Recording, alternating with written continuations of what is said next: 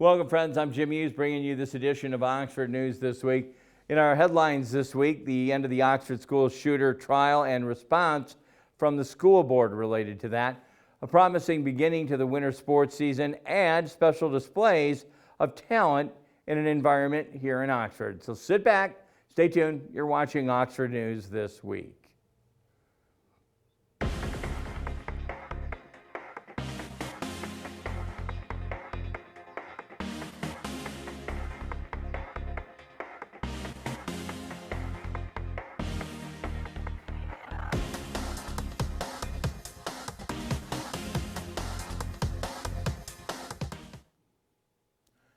2 years later, the Oxford High School shooter has been sentenced to life in prison without a possibility of parole. On Friday, December 8th, Oakland County Circuit Judge Kwame Rowe told the families of the victims who appeared in court that while the sentence could not bring their loved ones back, he hoped it would have some final closure.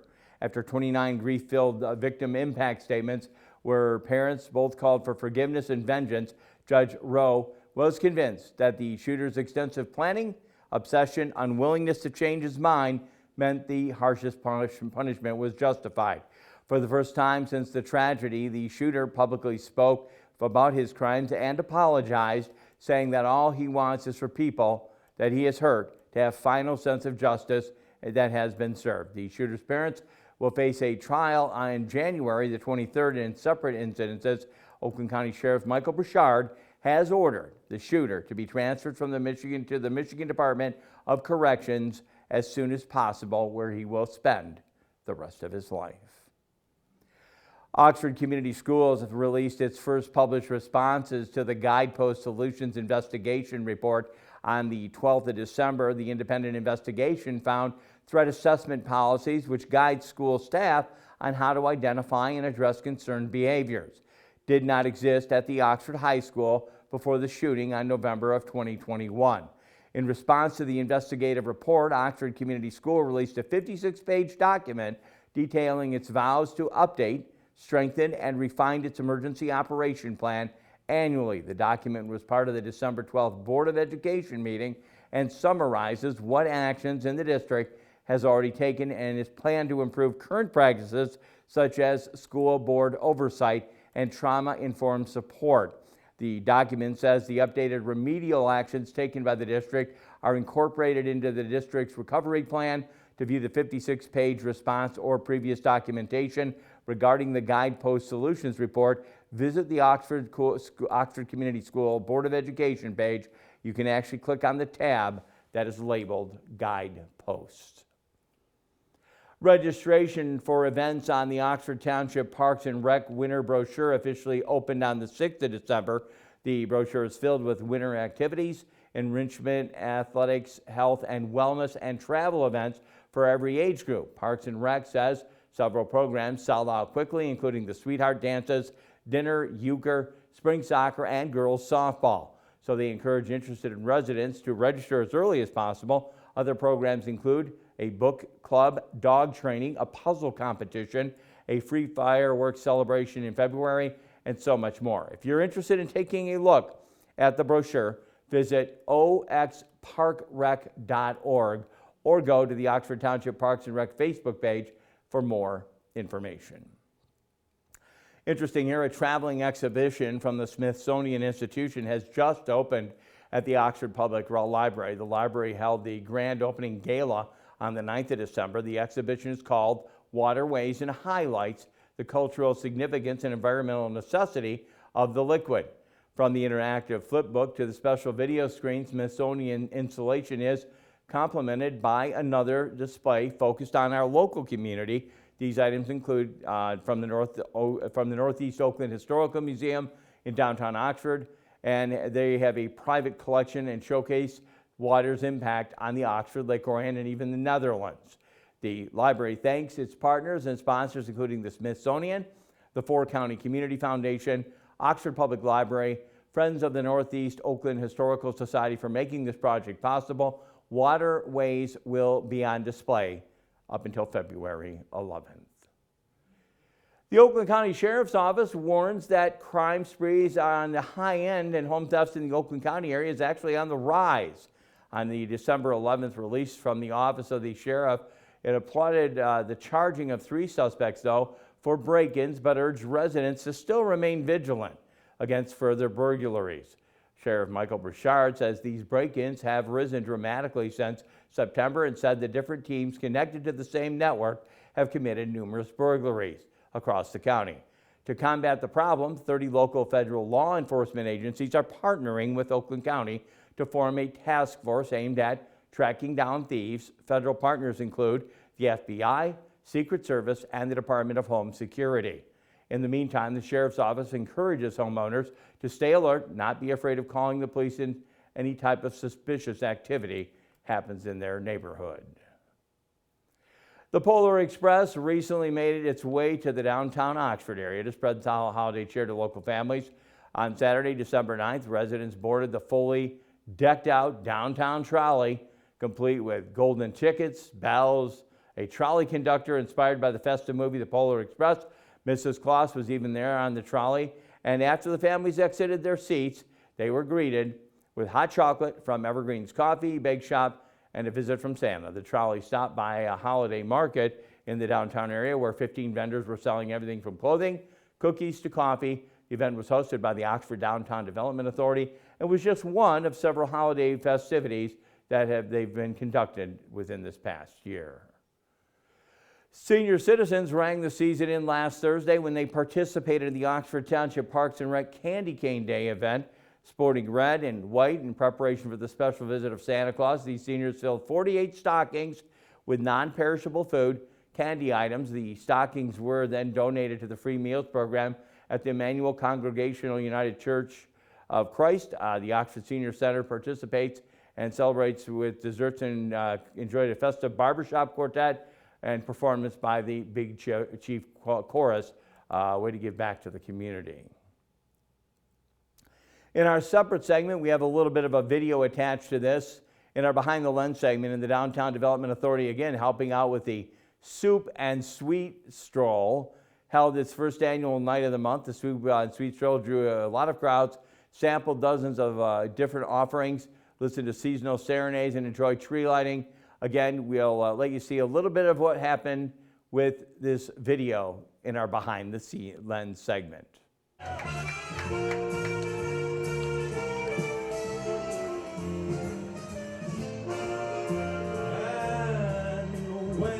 Christmas time, I believe in Santa Claus.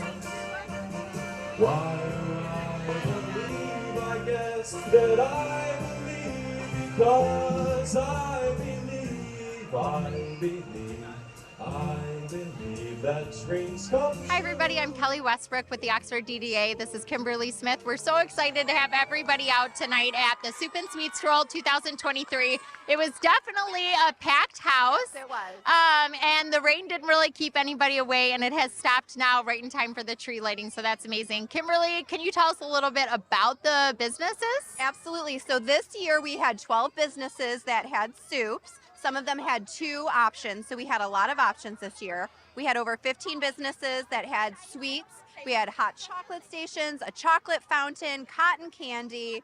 What else did we have? Oh, we had a ton of crafts that people were really loving, so Yeah. everything free. So even though you had to purchase a lanyard for the soups and sweets, all the other things are free, from Santa to the photo ops in Washington Square. The carolers. The carolers that we hear in And the of background. course, the tree lighting. Tree lighting coming up here at 8. So other events that we have coming up, the Polar Express for the trolley. If you haven't been on the trolley, this is the time to ride it. Can you give them the details? Sure. It is next Saturday, December 9th. It starts at 10 and it ends at 3. And we're also having the holiday market with about 20 vendors that'll be there. We have the truck with the photo opportunity. And it's going to be a great day. And you do have to purchase in advance for that because it is going from Waterstone Boulder Point to the downtown. So if you want to purchase, you can head over to our website or our Facebook page. It's $10 and you get a bell and a golden ticket and a hot chocolate. It's going to be magical. We'll have a conductor on there punching tickets, so it's going to be amazing. Yeah, so we want to wish you a Merry Christmas from the Oxford DDA. Yes.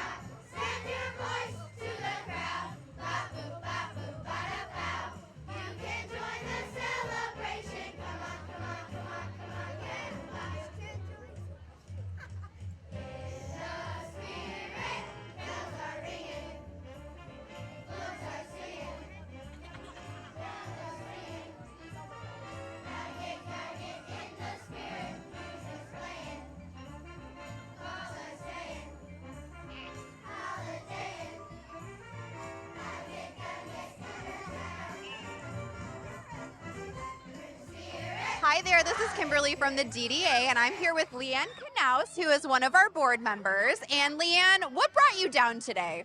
I just love being part of any of the special events that we have here in Oxford. It's so great to see everybody show up, rain or shine, obviously. So it's just fun to bring the community together. And what is your favorite part of the Soup and Sweet Stroll? Oh gosh, the soup and the sweets and the tree lighting. Honestly, I just love seeing town busy. That's fun for me, just to see everybody out and about. And you're a resident of Oxford? Yep, we live just 1 mile up the road. Fantastic. And what got you interested in being involved in the DDA and on the board?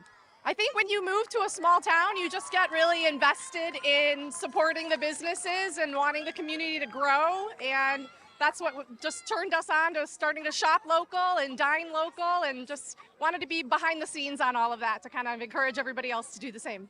That's awesome. Well, we thank you from the DDA for being such a wonderful participant and a board member. She is fantastic. She was such a good volunteer before she became a board member, and we just want to thank you for all that you do. You guys are amazing too. A huge congrats to Kelly and Kim and their team, because it's just another successful event here in downtown.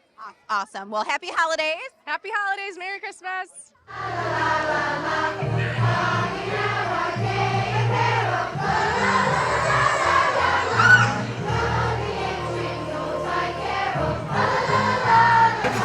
Good. So tonight was the Soup and Sweet Stroll in downtown Oxford, and it was awesome. There was 10 or 11 of our restaurants that made 20 gallons of soup, which if you've ever made soup in your kitchen, it's probably a gallon. So times that by 20, and that's how much we made. So we actually made Italian wedding tonight, and we also gave a breadstick with each one. It was awesome. I've never seen that many people down here. It was great. It was rainy. It was gloomy, but everybody was smiling. It was a great night. And we actually have a little bit of soup left that I just gave the camera dude. But awesome. It's great to see. And so happy to be in Oxford and just kicking off the holiday season. I know we're at the end, but we just want to welcome you out to the Soup and Sweet Stroll 2023. Thank you for bringing your families. Thank you for being here as our community, and thanks for supporting our businesses. I have some of my board members up here. We have Santa, and we all just want to wish you a Merry Christmas on behalf of the Oxford DDA. So I think we should get this tree lit.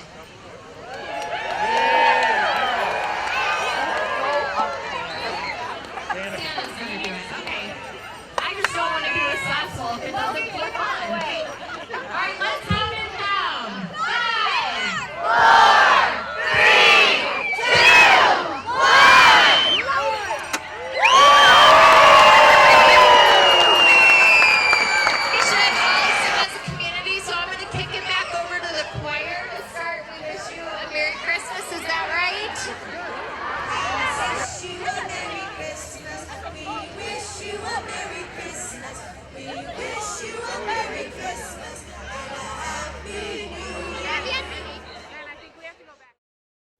Very festive. Everybody enjoys that every year. In our last story today, Oxford's Got Talent. Up next, Dave Kenny. I know he's got another segment, and I'll have sports coming up. Very exciting sports broadcast. You're watching Oxford News This Week right here on Oxford Community Television. Last week, Brandon met a girl on a dating app. One day after work, he finally found the courage to ask her out. No answer. He started to panic. Was he being too pushy? Maybe it was too Hey, sorry I didn't respond. I was driving. I would love to go on a date. How does tonight sound? Brandon tried to play it cool, but inside he knew. A girl so smart, so responsible. She must be a keeper.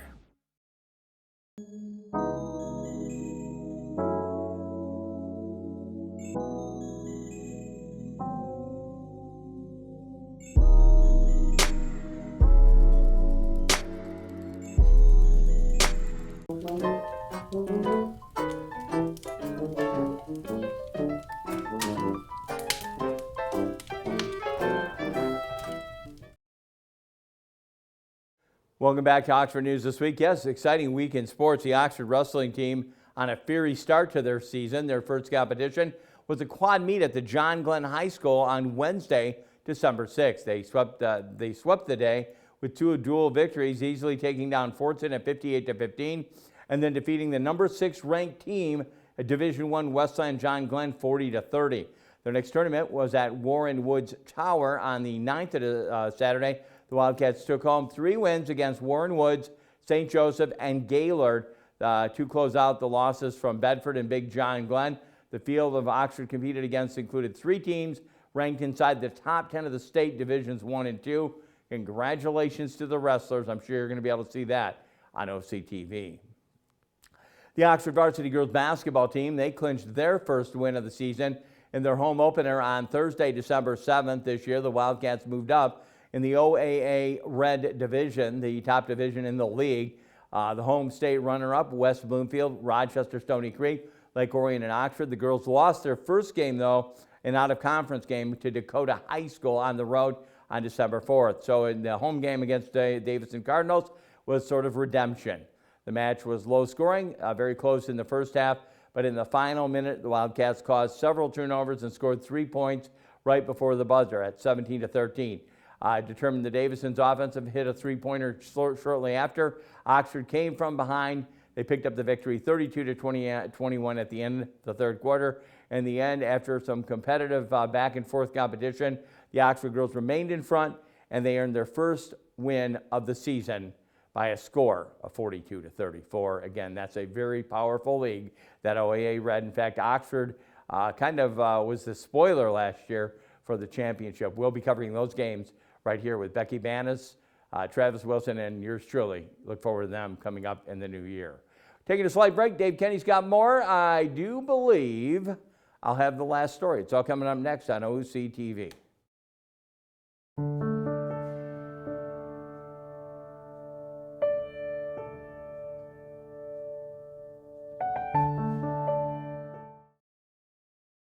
Welcome to this edition of Auto Talk. I'm Dave Kenny, and this story is taken from Automotive News. Tesla has filed a recall covering more than 2 million vehicles after the top U.S. auto safety regulator determined its driver assistance system, Autopilot, doesn't do enough to prevent misuse. The recall spans all Tesla models affecting 2012 to 2023 Model S's, 2016 to 23 Model X, 2017 to 23 Model 3, and 2020 to 2023 Model Y electric vehicles, all equipped with versions of AutoSteer, a hands-on-the-wheel beta feature that detects lane markings, other vehicles, and objects to help driver steer in certain situations. In certain circumstances, when AutoSteer is engaged, the prominence and scope of the feature's controls may not be sufficient to prevent driver misuse of the SAE Level 2 Advanced Driver Assistant feature, according to a recall report made public December 13th. Tesla told NHTSA it will release an over-the-air software update to correct the issue. The update will add more controls and alerts to encourage the driver to remain engaged in the driving task, including keeping their hands on the steering wheel and paying attention to the road.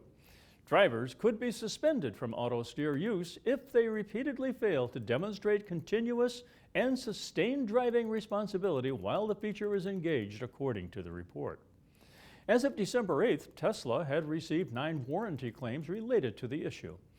The move is the result of a years-long defect investigation by the National Highway Traffic Safety Administration that will remain open as the agency monitors the efficacy of Tesla's fixes.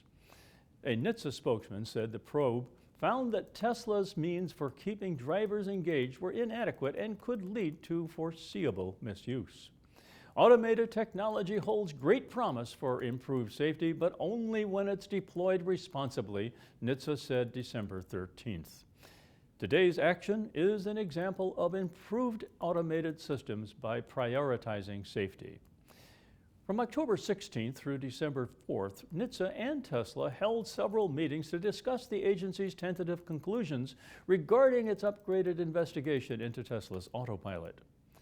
The meetings were related to the issue of potential driver misuse when AutoSteer is engaged expectations to address the agency's concerns through a voluntary recall, and Tesla's proposed software fix, according to the recall report. Tesla, in the report, said it didn't agree with the agency's analysis, but voluntarily issued a recall in hope of resolving the investigation.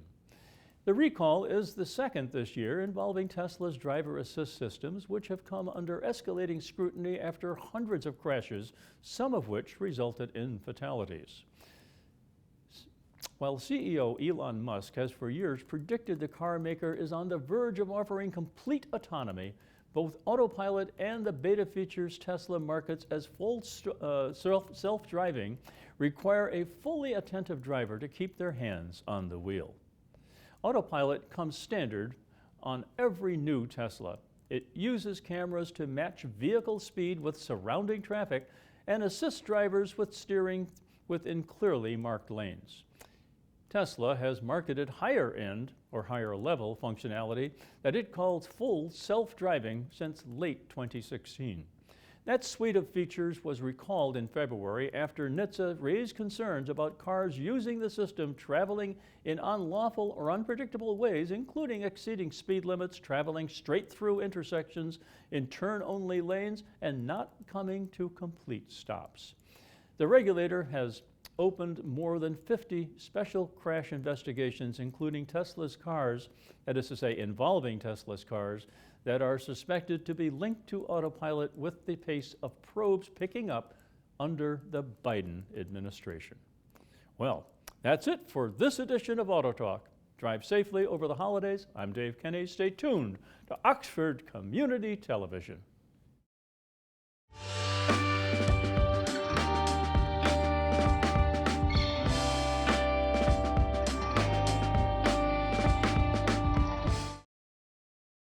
Welcome to Science in the News. I'm Dave Kenny, and this story is taken from New Scientist. A supercomputer capable of simulating at full scale the synapses of a human brain is set to boot up in Australia next year in the hopes of understanding how our brains process massive amounts of information while consuming relatively little power. The machine, known as Deep South, is being built by the International Centre for Neuromorphic Systems, or ICNS, in Sydney, Australia, in partnership with two of the world's biggest computer technology manufacturers, Intel and Dell. Unlike an ordinary computer, its hardware chips are designed to implement spiking neural networks which model the way synapses process information in the brain. Some neuromorphic computers, as they are known, have been built before, but Deep South will be the largest yet, capable of 228 trillion synaptic operations per second, which is on a par with the estimated number of synaptic operations in a human brain. For the first time, we will be able to simulate the activity of a spiking neural network the size of the human brain in real time, says Andre van Schaik, at ICNS, who is leading the project. While Deep South won't be more powerful than existing supercomputers, it will help advance our understanding of neuromorphic computing and biological brains, he says. We need this ability to better learn how brains work and how they do what they do so well. Existing supercomputers are becoming one of the biggest consumers of energy on the planet, whereas a human brain uses barely more power than a light bulb. At least part of this difference is down to differing ways of processing data. Traditional computers process information in fast sequence, constantly moving data between the processor and the memory, while a neuromorphic architecture performs many operations in parallel with significantly reduced movement of data. As the movement of data is one of the most power-hungry parts of the computation, the neuromorphic approach offers significant power savings. In addition, spiking neural networks are event-driven, meaning the neuromorphic system responds to changes in input rather than continuously running in the background like a traditional computer, resulting in further power savings. As well as potentially helping to build new types of computers, Ralph Etienne Cummings at Johns Hopkins University in Baltimore, who is not involved in the work, says Deep South will advance the study of neuroscience more quickly as he and other researchers will be able to repeatedly test models of the brain. If you are trying to understand the brain, this will be the hardware to do it on, he says. At the end of the day, there's two types of researchers who will be interested in this. Either those studying neuroscience or those who want to prototype new engineering solutions in the AI space.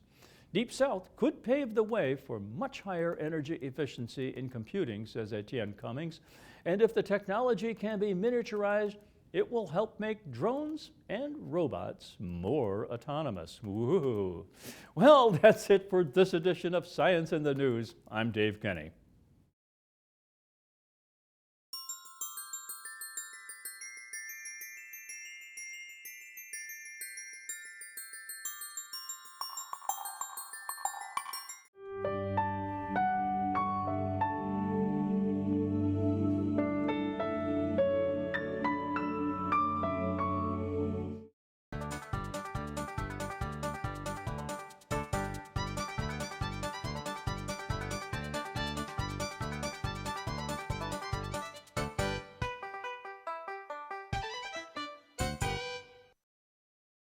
Back with you in our last story today. Oxford's Got Talent student-led nonprofit Mind Matters Company is actually hosting a district-wide Oxford Got Talent show. Mind Matters Company is founded back at the Oxford High School students Ava Bailey, Caitlin Ivory, Abby Snabel, and Courtney Ura last year. According to Bailey, the company is focused on raising money to send to organizations helping people impacted by gun violence.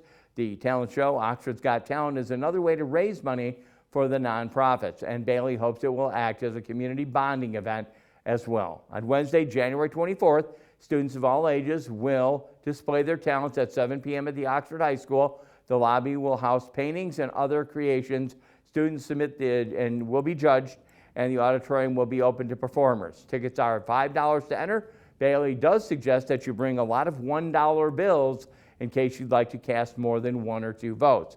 Winners again then will be announced at the end of the night, and the money then will benefit 42 Strong Foundation. Sounds like they got a plan. We could also be a part of it and see some extra talent. Feel free to do that. Well, that's going to wrap it up. As always, we'd like to thank our news gathering sources here. This week's gathered news came from the Oxford Township Parks and Rec, the Charter Township of Oxford, the Oxford Public Library, the Oakland County Sheriff's Office, the Downtown Development Authority of Oxford, Oxford Athletics Facebook pages and websites, the Oxford Leader, the Detroit Free Press, the Detroit News, the oxfordschools.org, oxparkandrec.org, and Click on Detroit. Again, photo credits and videos all come from those sources. OCTV can be viewed on Spectrum Charter Channel 191 and Channel 99 on the ATT Uverse system. Check us out on YouTube, Facebook, Rumble, or even Roku. If you have a show idea or you'd like to be a volunteer, contact OCTV by giving us a call at the office here, 248-628-9658. A very special thank you, honorary thank you to our good friend and producer, Kyle Stage, who does it all.